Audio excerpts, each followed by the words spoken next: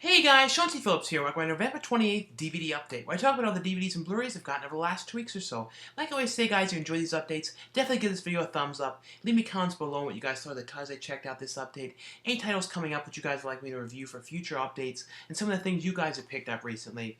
Now, the first one I got from Shout Factory Scream Factory line is the Garbage Pail Kids movie. This is a really fun, strange movie. When I think of this movie, I always think of the other kind of movies they did of things that were kind of like, making live action things. Because, Garbage Pail Kids was based off of the trading cards, like the trading cards were those little sticker things that people were always sticking around. And one movie, though, I always think of when I think of this is the Willies. Because on the Willies, like in the urinals in the one segment, they had all these Garbage Pail Kids, stickers sort of stuck in there.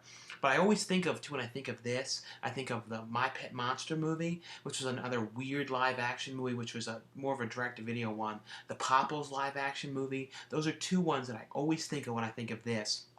And I didn't even see this one as a kid. I think I discovered this the first time probably on DVD, I believe. Like, somehow I totally missed this movie and never really saw it when it was new. And the movie basically stars Sean Astin's brother, which I never even knew until I watched these interviews. It was actually his brother. And the movie's basically about this kid who works at a, antique store for this man. And the guy's always saying, don't go near this garbage can, don't mess with this. And then the one day the garbage can is all shaking around, this garbage can in the antique store, and these Garbage Pail Kids come out of the trash can. And they're all kind of messing up things and causing all kinds of mischief and all kinds of ridiculous stuff. And they're very strange looking, they're just so weird. They're really, really weird. Like with I guess the puppetry to the faces to them. It's just everything about them comes across as very weird because they really wanted to stick to the look of the cards, and the way it translates, in the movie, it just comes across as so odd, and that's what kind of makes it cool. This is one of those movies though, going into this, it's not a great movie, but that's kind of what makes it fun. The fact that it's so strange and peculiar. But when the Garbage Pail Kids get out, they can't get the Garbage Pail Kids back, and the guy who runs the store is kind of blaming him, going, "You let them out," and the kids don't want to go back inside of the garbage can, so they end up kind of helping the kid because he wants to impress this one girl named Tangerine that he likes. So it's him kind of trying to impress him with fashion things. They're making kind of fashion wardrobes and things for him to wear and stuff to try and impress her. And, it's an interesting, really strange, really weird, fun movie. It has on here, new interviews with, Sean Astin's brother, Mackenzie Astin. And they're actually, I liked his interviews a lot, him talking about this movie, and he's really aware that it's a strange movie, and it's just fun hearing him talking about this. And, John Carbiegler, who did the effects in this, and there's even on the wall, I didn't even realize this until I was watching this, again, that there's the picture from Troll is on the wall, that painting of his character, John Carbiegler's character on the wall, the Goblin King, or the Troll King. I just thought that was so cool. I didn't even realize that till now. But really good transfer on this. Also effects, too, with one of the actors who played the Garbage Pail Kids in the suit and a theatrical trailer. But this is a really fun, weird movie, and I love the new artwork on this one. The next one is one of the Black Emanuelle films. This is actually one of the first ones to come to Blu-ray, and I actually think this is one of the last ones that they made, or one of the real later ones. This is called, Woman's Prison Massacre. It's been released under a couple other names as well, I believe. But the movie's basically, though, about, the Emanuelle character who's a writer, kind of does stories. In the one movie, she goes to the Cannibal Island and writes about the cannibals. That was, I believe, one of my favorite ones. And Emanuelle's daughter was also a pretty good one as well.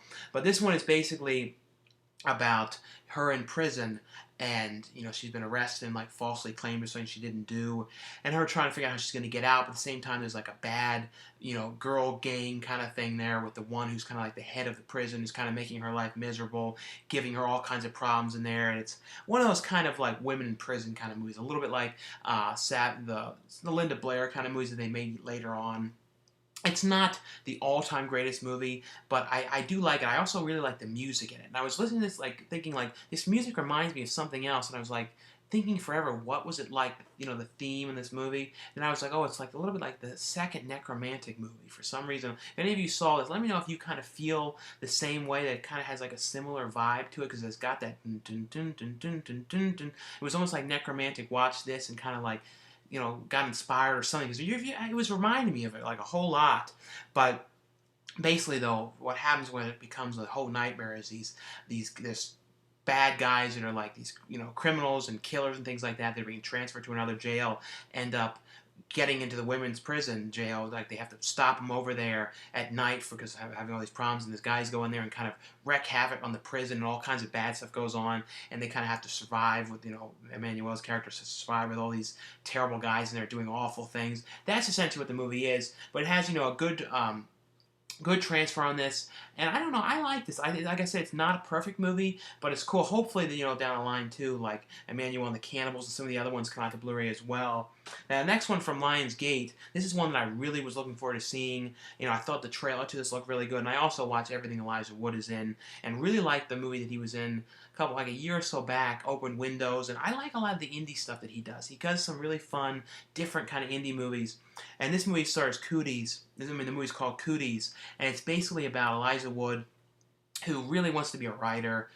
He's trying to write this book, and he's basically, though, still living with his mom and stuff like that. And he ends up kind of having to be a teacher, and being a substitute teacher to kind of make some money and stuff like that while he's trying to do his book. So he goes to be a substitute teacher at this school. Beginning of the movie, you see this like kind of gross guy making these chicken nuggets and weird, gross stuff of like the chickens and stuff in these chicken nuggets. And there's something contaminated with the nuggets, and the nuggets are all shipped to the schools. It gets shipped to the school that Elijah Wood goes to be the substitute at. One of the kids in the morning eats the chicken nuggets, and it kind of causes this crazy virus from them, and she ends up becoming infected, and then that causes a whole havoc of all the kids becoming affected little by little, while Elijah Wood and all the other all the other teachers in the school have to try and survive. A bunch of different people are in this one. The one actress, who's from Scream Queens now, is from SNL. The one guy who's from Lost is in this. Rainn Wilson is in this. Alison is in this. I really like this. It's basically them trying to hide out in the school, trying to figure out how they're going to survive.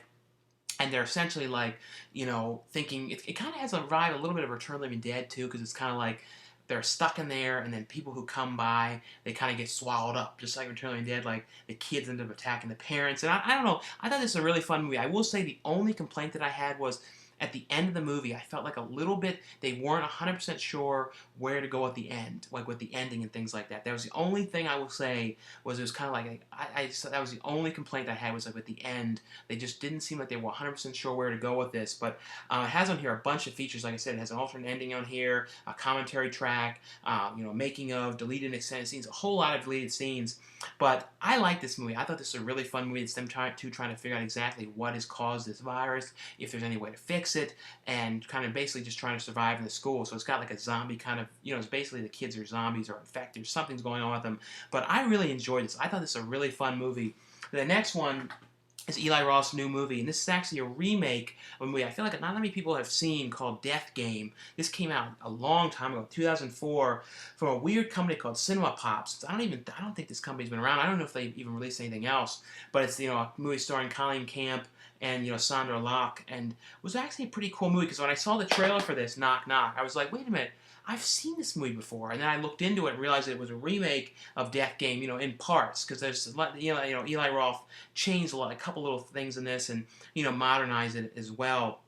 The movie, stars Keanu Reeves, and it's called Knock Knock, and his wife is in this movie, Lorenza Izzo, who is in The Green Inferno, which I really loved. And I really liked this. I read some really mixed reviews of this movie, and a lot of negativity and things like that. And I don't see the reason for the negativity. Like, I really thought Keanu Reeves was really cool in this, and I actually thought it was different for him. It was a really different kind of role for him. I had not seen him in anything like this before. I always think of him as basically, from Bill and Ted, and I think of him from The Matrix. And, he's done some action films and things like that, a lot of different action stuff, but this, to me, was a different role, and it's basically, though, Keanu Reeves is, a family man who does, architectural and designs and things like that. His wife and kids end up going out of town. I think they're going, on a trip or something like that. They leave him at the house for Father's Day, alone, and at night these two girls knock on the door during a rainstorm and saying that their phone is messed up, it's gotten ruined, and that they're trying to find this party, and they can't figure out where it is, and their phone, they have all their contacts and all their numbers on it since it got wet from the rain. They can't call anybody, and then they don't know anybody's number. They say, can we come inside of your house to get on Facebook to try and find our friend and message him where the address is and try and figure out exactly where they are.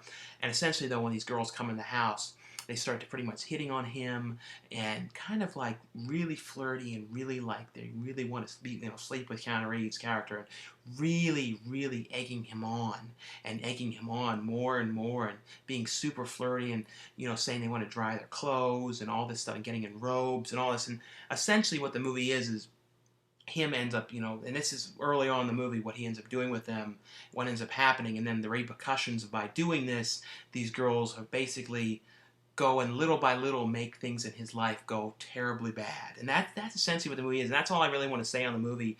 But I really like this. I thought that Keanu Reeves did a really good job in this. I thought both the actresses were cool in this. And, like I said, it's a remake of a movie that I feel like not too many people have seen.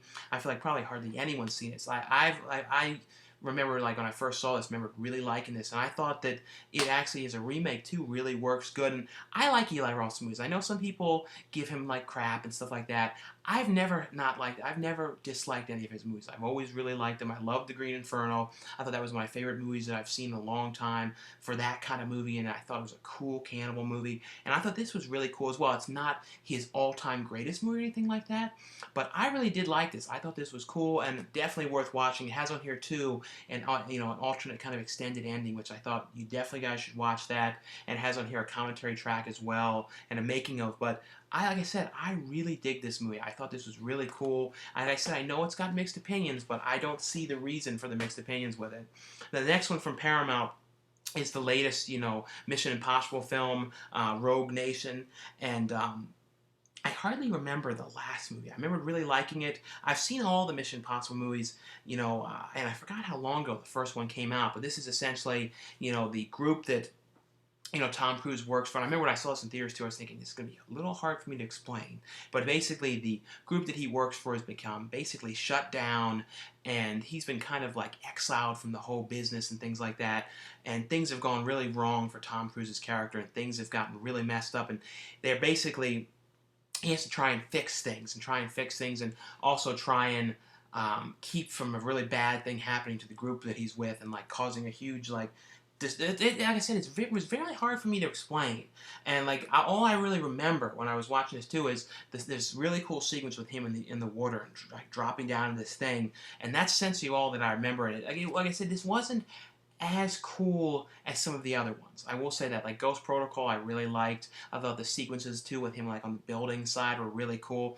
This one has the sequence with him under the water though. That was a really cool sequence. And the thing about these movies too, you really watch these more for the stunts and the stuff that he does, because Tom Cruise really pretty much does everything himself. He doesn't use a lot of stunt doubles and stuff, so it is kind of cool to see him really going for the role with these movies and really doing everything. It has on here though some special features on here, lighting the fuse, cruise control, so a bunch of featurettes and things like that on the movie. Like I said, though, this wasn't my favorite of all the Mission Impossible films, but still was really cool and worth watching. It has on here, too, a bonus copy, digital one, you can pick of any of the other Mission Impossible films. Now, the next one, for this one, I have to change. Well, the next one, and this actually came with the Blu-ray, and this is an exclusive edition Blu-ray in this blue steelbook, which is a really cool blue steelbook of the the Ben Stiller film Zoolander, which I have not watched this movie in years. I actually think I only watched this movie, when it first came out to theaters. That was the only time I had ever seen it, and I actually forgot how actually fine this movie was. When I was actually watching this again, I was actually laughing at this more than I've laughed at things in a long time, and I think this is definitely my favorite, one of my favorite Owen Wilson movies. Not all-time favorite Ben Stiller movie, my favorite Ben Stiller movie ever, just because I really think it's a fun movie, is Heavyweights. But this movie is basically about Derek Zoolander, who's this male model, and there's a group that run by Will Ferrell that they want to kind of get a really sort of stupid model to kind of assassinate like the Prime Minister, I believe it was China, I can't remember exactly, but they want to get him to do this thing for them, and they want to kind of brainwash him into doing it. They find him, and Derek Zoolander kind of makes a big fool of himself because he's running from the male model of the year at Fashion Week, and Owen Wilson's character ends up winning, and Ben Stiller ends up going up because he thinks he was the one who won, and it kind of embarrasses him, and he kind of wants to quit modeling and go back with his family and things like that. Essentially, though, it's just him and all these kind of weird adventures and things like that go on, and there's some great cameos too of this. I forgot how many people would do cameos in this one. Billy Zane, Paris Hilton. They even had Donald Trump in this movie. I totally forgot Donald Trump appeared in this movie. I mean, they got it. It was everybody, and everybody was really relevant too. Exactly in 2001. I seriously can't wait to see the sequel to this one. I have not watched many trailers or anything for it because I really just want to go into it not knowing much about the sequel. Like I said, though, this is a very cool, fun movie. Here's a little look inside this one. This is only available at Walmart for now, and then it comes out, I think, in March. I don't know if this steelbook is going to be available everywhere else or not, but I know at least for now, up until March something, you can get it. It's exclusively in Walmart. But really fun movie, definitely worth watching. I really liked it. Like I said, I totally forgot how good it was, and I got to change. Now, the next one from Fox is Santa's Little Helper. This is, starring The Miz, from WWE. And I think Paige was from WWE as well. Anna Lynn McCord was in that one. I was talking about Billy Zane. He was in that one Billy Zane movie. She was also in Excision, which was a pretty cool horror movie. This is basically, though, about, The Miz's character who's like this executive, makes all this kind of money working for this company. He's kind of bad and kind of like annoying to people and things like that, kind of full of himself and things like that. And he ends up getting fired from his job and replaced. He doesn't know what to do. He doesn't know how he's going to afford his life and things like that. And then he ends up meeting Santa Claus. He actually meets the Santa Claus. Santa Claus is wants to kind of recruit him to a program to be an elf and be his, his helper and things like that. And Anna Lynn, Carol's character comes in there to kind of try and follow him and try and unknowingly teach him to be an elf and things like that. There's another elf that wants to do it. It's just it's really ridiculous movie, but it was kind of fun. It's a kind of fun, sort of cheesy Christmas movie. You know me, I always watch a lot of these Christmas movies, especially like Christmas dog movies and things like that. I always watch. The next one from Slasher Video through Olive Films is, these are a bunch of, they aren't shot on videos. I think they were shot on beta tapes. So they were sort of video, but higher quality video, not like VHS. And this one is Killer Workout. It's one I had never seen before, but I had always heard the song of it. Because I remember, somehow I found it online or something, some complication CD or thing that someone made of, horror music and stuff like that. And one of the songs in this, the theme to this, I had always heard and never actually knew it was from this movie. So really love the music in this movie. This is about a woman who ends up dying in a tanning bed. This model who's believes she's going to get this job. Ends up dying in this crazy tanning bed, and her sister ends up opening up this kind of workout program and things like that, and people kind of start dying off at the gym and getting killed and stuff like that. And it's a really, really cheesy, ridiculous, fun movie. It was kind of like Death Spa a little bit. Death Spa, the one with Ken Foree, I really love Death Spa. This is just a really, really fun, ridiculous movie, set to great 80s music. Essentially just, them trying to figure out who's killing these people at this gym. And I don't know, to me, I'm always at the gym, doing the treadmill and stuff. It would just be funny if I went in there and people started wearing these old workout uniforms again, because they were really weird. It almost seems otherworldly that you would go to the gym at one point and people would actually be dressed in these wardrobes, and they were actually wearing this legitimately back then. The next one is one that I really wanted to see, and this is mainly because, and I also want to say too, all these slasher video ones except for Deadliest Prey. Now these are on Blu-ray, but it has a disclaimer that these are not Blu-ray transfers. There is no, full quality Blu-ray quality that they can get from these, but they're taken from the tape, so they are essentially up converted and things like that. But look the best you're gonna ever see them. But you do see some tracking lines and stuff like that. But the features and stuff like that are in HD. But I just wanted to let you guys know that though. But the next one though is a Tracy Lords film, like I said, called Shock 'Em Dead. But I had never seen this movie. But Brendan Mitchell, Wet Movie 1, had always mentioned this to me, and he was telling me that his father was in this movie, playing the landlord at the trailer park. So I had always wanted to see this, to see him. I remember too, but all of these ones are, especially the next one I'm going to tell you, were really out of print ones and really hard to find and really sought after on VHS. So I always remember at convention stuff, they would, if they ever had the tape or the Laserdisc for this one, it was $100 something. The Deadly Prey tape I'm going to show next was really valuable, rare tape. Or you'd always see bad quality bootlegs of these movies at conventions. This one, Shock 'Em Dead. This guy who works at a pizza shop who really wants to be a musician gets called in to go to a audition for this band, and they kind of laugh at him because he's kind of geeky and has pimples on his face and kind of goofy. He kind of reminded me of a character that they would have done in All That or something, like Josh character would have done him or something. Just like really over the top. The movie definitely had a real trauma kind of vibe to it, but he ends up getting kind of laughed out for doing this, and he ends up meeting this woman who does voodoo, and the voodoo scene of her, like when he first sees her, is a real crazy scene, and he basically puts a spell on him to give him a makeover and give him like the power to be a rock star and things like that, but it comes with some murder that comes with it, and that's all I'm going to say with it. But it's a really fun, ridiculous, cheesy movie. Has on here a commentary track, cast reunion, director's cut, deleted scenes, actor auditions, behind the scenes, tons of features on this. Slasher Video really does a great job with the features on these. Definitely look forward to some of their upcoming ones. The next one, this is one of those ones that's like a real sought after one that's on VHS. And to see this on Blu-ray, like I said though, these are not full quality. You're not going to get a Blu-ray transfer of these movies, but they're still, like I said, the best you're ever going to get of these movies.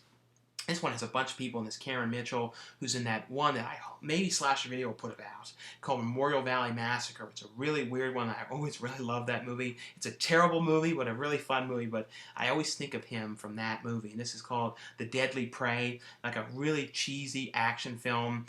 These guys that are like mercenaries that kind of train and things like that by kidnapping people off the streets and kind of hunting them, and they end up hunting this one, kidnapping this one guy, and they end up kidnapping the wrong guy, and he ends up basically going like John Rambo on them and killing them, and them trying to survive, and him trying to get out of the whole thing that they're doing. Definitely has like a survive in the game kind of feel to this. This one has on here photo gallery, dub prey, trailer, and interview with makeup artists and outtakes. Another really fun one. The next one, now this one's in HD because this is a new movie. I don't think this has ever been released before, at least as far as I know. And this is The Deadliest Prey, which is a follow-up. The same guy ends up getting kidnapped again, and it's basically them hunting him again and him trying to survive again and, going off and killing them. And this time they're going to be broadcasting it online. This has on there interviews with a number of the cast members. This is a fun follow-up. Of course, it can't compete to the first one, but all these are really cool movies. Like I said, I really love these slasher lines. The next one from Olive Films, these ones are just, from Olive Films themselves line. And this one is a Bill Murray movie, which I had never watched before. Somehow I never saw this. I remember seeing the trailer, and I used to always confuse this movie with Operation Dumbo Drop, because this was another movie with an elephant. And I think they came out around the same time. They're really different movies, but I used to always confuse them, and I used to think that this movie was called Operation Dumbo Drop. And this movie is called Larger Than Life, which is like not one of Bill Murray's all-time greatest movies, but a pretty fun movie. It's basically Bill Murray finds out his father died. He didn't even really know he had a father because his mother never told him about him. He kind of thought he died years ago, but he found out he just died. And he found out his father was a circus clown and had this elephant. And he basically has to, the elephant caused all this damage, and so he has to kind of go and figure out how he's going to get money. And he also has, Bill Murray's character is like a motivational speaker, and he basically goes on this kind of journey with the elephant to try and figure out where he's going to take the elephant, if he's going to try and sell it to the circus, or sell it to like this animal actors group, or try and take it to Janine Garofalo's character, who's like going to take it to another country to kind of be a mother to the other elephants and things like that. And that's essentially what it is like it's kind of this weird journey that he goes on. All these have good transfers though. It's a really fun, like I said, lesser known Bill Murray movie, and it's like what you say, really cute movie. That's really what it is. And I like the elephant in it. And I don't know, I just, it's not a great movie, but I liked it though. The next one, this is one that I think I saw this years ago. It's a Paul Hogan movie, which is like a really lesser known one, because when you think of Paul Hogan movies, you always think of, the Crocodile Dundee films. And I liked all those. I especially liked the third one, just because it was in L.A. and him going to like the film studios and stuff like that. But this one is called Almost an Angel, and it's basically Paul Hogan, who is a criminal who's done all kinds of bad things, and he ends up having a thing, basically saving this girl, and gets hit by a car, and in the hospital, when he's unconscious, he's kind of hearing things on the TV about, you're an angel. Like, he's hearing things from a movie, and he's hearing the doctor talk to another person who's in really bad shape saying, oh, they died, or something like that. So Paul Hogan character basically gets like the impression that he has died, and that he's basically an angel, and he's going to basically wants to kind of reinvent himself and be a better person and do good things for people to get his wings. And that's essentially what the movie is him trying to, be a better person, stuff like that. I thought this was a fun movie. Paul Hogan wrote this movie. And I thought it was a really different kind of movie for him, and really different compared to like the Crocodile Dundee movies. The next one is a movie called Making Mr. Right, which is starring John Malkovich. And this was a pretty cool movie. I hadn't seen this movie. I don't know if I had ever seen this before, or saw this a really long time ago. It's from 1987. And like I said, it's Making Mr. Right. And it's funny on the cover, he looks a little bit like Ed Begley Jr. Like, I think when I first saw this cover in a store years ago, before I ever saw it, I almost thought, is this like an Ed Begley Jr. movie that I didn't see? But it's basically, though, about this woman who's made this robot, and John Malkovich has made a robot that looks like himself, and he ends up basically hiring, and the woman's the one character to kind of come and sort of try and teach him about like the human characteristics and how to be like a human, and she basically ends up falling in love with him, and it kind of becomes a whole thing, and John Malkovich's like, how have you fallen in love with him? And it becomes a huge ordeal and things like that she's really in love with this robot. It kind of was like Ex Machina kind of made a movie kind of like this, about like training the robot and stuff like that. The next one, this is another one that I remember seeing in theaters and not seeing this one in years. And I always liked this movie. It's not an outstanding movie or anything like that, but it stars Sigourney Weaver, Jennifer Love Hewitt, and Gene Hackman. It's called Heartbreakers, and it's basically about Sigourney Weaver and Jennifer Love Hewitt, who are like a mother-daughter team of basically conning men. Like, the mother gets with a man, and then they get to the point of getting married, or they get married, and then Jennifer Love Hewitt's character comes in there and kind of like seduces the husband and sleeps with him, and then she ends up divorcing him and taking him for all this money. And essentially is that, and then picks up at one of their latest cons of doing this to the newest people in the movie, which was Ray Liotta's character, and Gene Hackman. It's I don't know, I like this movie. It's a fun movie. I always think of the USSR song in this movie, but it's not, like I said, the greatest movie of all time, but it's one of those like real 2001 movies that I always remember. But all these ones, like I said, have really good transfers on them. And the next one from MPI is Applesauce. It's a pretty weird, quirky movie about this guy who calls into a radio show, and it's hosted by that tuna fish sandwich guy. I always think of him as that, from Happiness. If you've seen Happiness, you always remember that guy, and think of him as a tuna fish sandwich guy. But basically, though, he ends up calling in. The radio show is him saying, asking, what's the worst thing you ever done? He calls. Before he can say it, he ends up getting cut off. And then that night, he's at dinner with his wife and his friend and his other friend's wife. And they're like talking like, what was the worst thing you did? Essentially, though, it's about him saying the worst thing he did, and then them saying the worst thing that they did. And it's kind of this whole thing about, you can't believe you did that. Why'd you do that? That's disgusting. I can't believe you did that. And like this whole big thing. And then the guy starts to getting sent like body parts and stuff like that in the mail. It's this very strange, weird, quirky movie. It has on here, though, a commentary track with the director, deleted scenes, blooper reel, and trailer. That's essentially, though, what the movie is. The next one from MPI as well is One-Eyed Girl.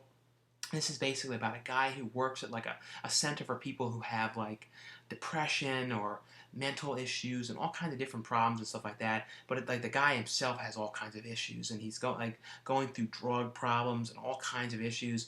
And he ends up finding out about this kind of group that he goes to that talk to him about his problems, and he kind of clowns them and jokes around there and stuff, and doesn't take the thing seriously. And the one night he's like having an overdose and ends up calling on his phone, and it calls the guy who's like the head of the group. They end up taking him and basically almost sort of kidnapping him and taking him to this weird kind of center that out in the middle of the woods, where they kind of rehabilitate people and have all these weird like meetings and activities and stuff like that. And he basically wakes up there kind of tied up and trying to figure out what's going on. And it's essentially him kind of going through this kind of rehabilitation, this treatment there, which is very strange. And it has that kind of like Marcy, Mary something or other movie, kind of that kind of weird kind of cultist vibe of something's really off and weird about this place that he's at.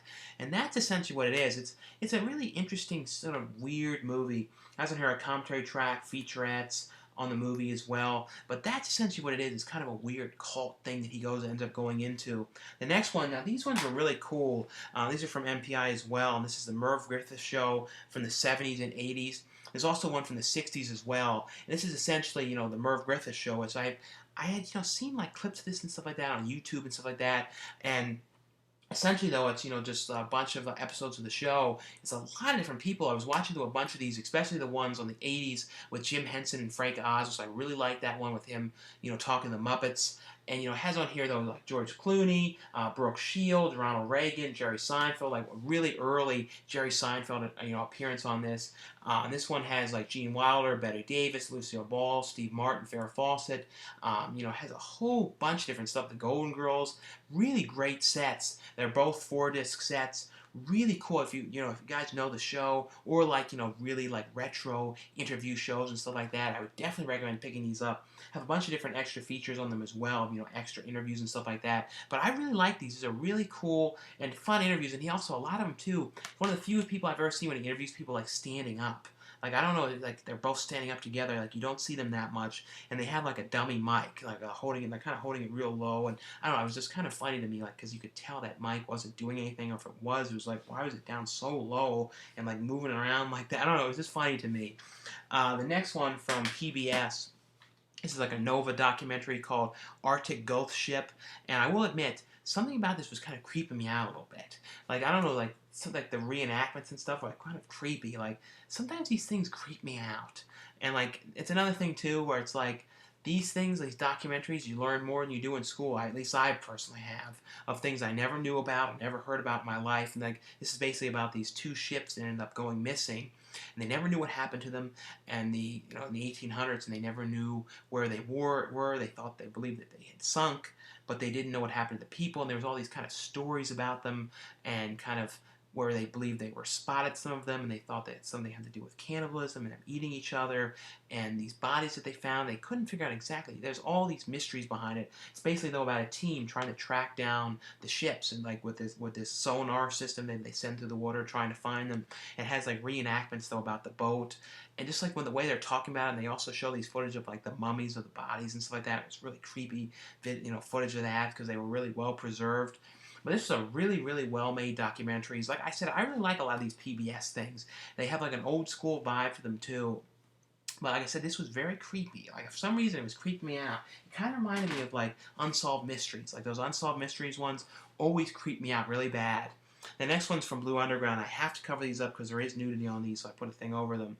But this is like the, Marquis de Sade's Justine. Not saying that right at all, but Marquis de Sade, something like that. I don't know how to say it right. This is from Blue Underground. This is the Blu-ray of this. It has a Blu-ray, the DVD, and a CD of the music. This is the Jess Franco movie. Like I said, this is called Justine. This is one of the 2 that I saw a long time ago. They also made a couple other movies like this a little bit as well, about 2 sisters with like at the Covenant with the nuns and stuff like that. There's another one too that's kind of like this as well. But it's basically, though, about these girls.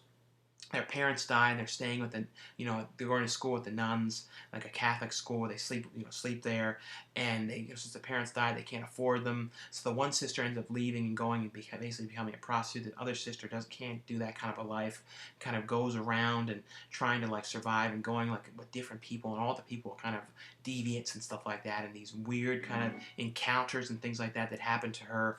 And there's Klaus Kinski's in this movie. Jack Palance is in this movie playing like this really crazy, weird character. Of course, though, the one thing that always is like a shame with these movies is, since they're dubbed, and they don't usually have the original actors doing the voices, so like Klaus Kinski and stuff like that. I'm pretty sure it's different people's voices in them. But, it has on here, some interviews and stuff like that in the movie. But the 4K transfer in this one was amazing, amazing transfer in this movie. The other one is called, Eugene, the story of her journey into perversion. This is the one that has,